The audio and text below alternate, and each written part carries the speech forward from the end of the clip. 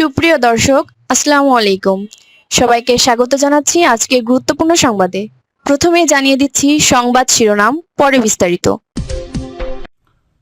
সালামু আলাইকুম। একটু খারাপ সংবাদ আছে।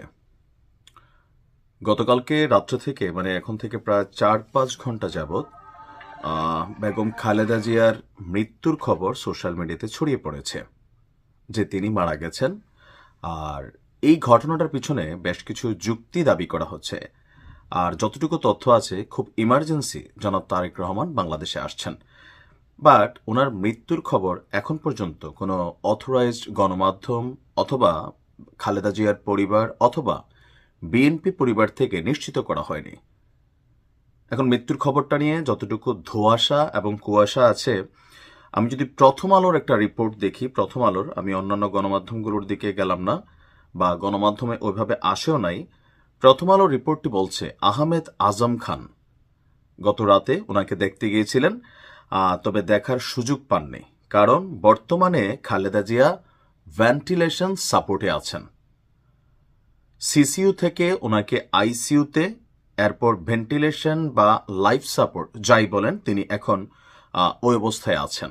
অর্থাৎ ওনার অবস্থা খুবই ক্রিটিক্যাল কন্ডিশনে আছে, আর তিনি আমাদের মাঝে ফিরে আসার জন্য ফাইট করছেন।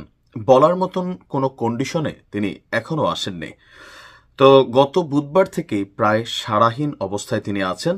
সামান্য সংকট কাটার কথা বললেও এই মুহূর্তে যতটুকু তথ্যপাত্য জানা যাচ্ছে যে তিনার শারীরিক অবস্থা আসলেই খারাপ। কথা বলতে পারেন না, আমাদের সোজা ভাষায় যেটা বলা হয় জব বন্ধ হয়ে যাওয়া থাকে না, আমাদের লোকাল এরিয়াতে বলে যে জব বন্ধ হয়ে গেছে। হয়তোবা তারেক রহমানের জন্য অপেক্ষা। তো তারেক রহমানের জরুরি ভিত্তিতে দেশে আসার খবর আমরা পেয়েছি সালাউদ্দিনের মাধ্যমে, বিএনপির যিনি কেন্দ্রীয় কমিটির নেতা আছেন।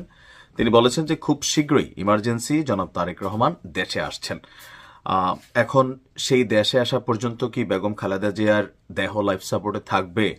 কারণ লাইফ সাপোর্টে এক ধরনের অর্থ হচ্ছে যে শরীরের স্বাভাবিক যে প্রক্রিয়া, আমরা কথা বলি বা দেখি, চিনি, বুঝি, সেইখান থেকে সরে গিয়ে মেশিনের মাধ্যমে শরীরটাকে এক ধরনের জীবিত রাখা হয়।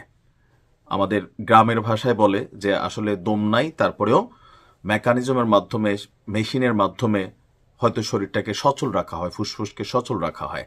তবে আনুষ্ঠানিকভাবে ওনাকে এখনো ডাক্তার অথবা ওনার পরিবার অথবা বিএনপি পরিবার থেকে মারা গেছেন এমন কথা এখনো আসলে ঘোষণা করা হয়নি। আর গেল রাতে হঠাৎ করে বেগম খালেদা জিয়ার এভারকেয়ার হাসপাতালের সামনে ব্যাপক নিরাপত্তা, আপনি দেখছেন যে ট্রাক, তারপর হচ্ছে ব্যারিকেড, পুলিশের পক্ষ থেকে নানান ধরনের অ্যাক্টিভিটিস, এগুলো দেখেও জনমনে একটা প্রশ্ন তৈরি হয়েছে, সম্ভবত তিনি মারা গেছেন। এখন তিনি এই খবরটা চাউর হলে সেখানে মুহূর্তের মধ্যে লাখ লাখ না কোটি মানুষের একটা সমাগম ঘটবে। এই ভিড়টাকে পুলিশ সামলাইতে হলে সেখানে অতিরিক্ত নিরাপত্তা দরকার লাগবে। আবার কেউ কেউ বলছেন গতকালকে ওনাকে ভিআইপি হিসাবে যেই মূল্যায়ন করা হয়েছে বা প্রজ্ঞাপন জারি করা হয়েছে যে তিনি রাষ্ট্রের অতি অতি গুরুত্বপূর্ণ একজন ব্যক্তি, এবং খালেদা জিয়ার পরিবার সহ খালেদা জিয়াকে এসএসএফ এর নিরাপত্তা দেওয়ারও ঘোষণা করা হয়েছে। এখন ওইটাও হতে পারে, যখন কাউকে এসএসএফ এর নিরাপত্তা দেওয়া হয় সেই ক্ষেত্রে তার স্বাভাবিক যে নর্মাল প্রটোকল দলীয়গুলো থাকে না, একটা স্পেশাল নিরাপত্তা, যেমন শেখ হাসিনার পরিবার এসএসএফ নিরাপত্তা পাইতো। তো জনাব তারেক রহমান তিনি যদি দেশে আসেন তিনিও এসএসএফ এর প্রটোকল পাবেন। আর তারেকের দেশে আসার জন্য এখানে যতটুকু আমরা দেখছি যে ওনার জন্য বুলেট প্রুফ গাড়ি, ওনার নিজস্ব যে সিকিউরিটি, পাশাপাশি হচ্ছে এসএসএফ নিরাপত্তা, ওনার বাড়িতে, বাসভবনে বা জিয়া পরিবারের সাথে এই মুহূর্তে যারাই আছেন তাদেরকেও কিন্তু অতিরিক্ত নিরাপত্তা দেওয়া হবে। তবে সবশেষ আমরা যদি এক কথায় বলি, বেগম খালেদা জিয়া সম্ভবত আর বেশিক্ষণ বা বেশি দিন বাঁচবেন না যদি লাইফ সাপোর্ট থেকে বের করা হয়।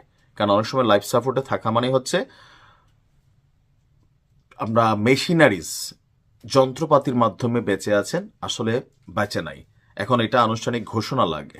সো গতকালকে রাত্র থেকে যারা দেখছেন খবরগুলো যে মারা গেছেন, এটা আসলে শতভাগ সঠিক না। যেহেতু তিনি এখনো ভেন্টিলেশনে আছেন, লাইফ সাপোর্টে আছেন, তিনি এখনো আমরা ধরে নিতে পারি জীবিত আছেন। জনাব তারেক রহমান আসলে হয়তো বা পরবর্তী আপডেট আমরা পাবো, বা আজকের দিনেও হতে পারে যে এই খবরটা চলে আসতে পারে। তবে আল্লাহ ওনাকে সুস্থ করে ওনার সন্তানকে এক নজর দেখার মতন তৌফিক দান করুক। রাজনীতির জন্য ওনার আর কোনো রকম কিছুই নেই এই মুহূর্তে। একমাত্র সন্তান বা তার পরিবার যারা আছেন। ভালো থাকুন। আসসালামু আলাইকুম।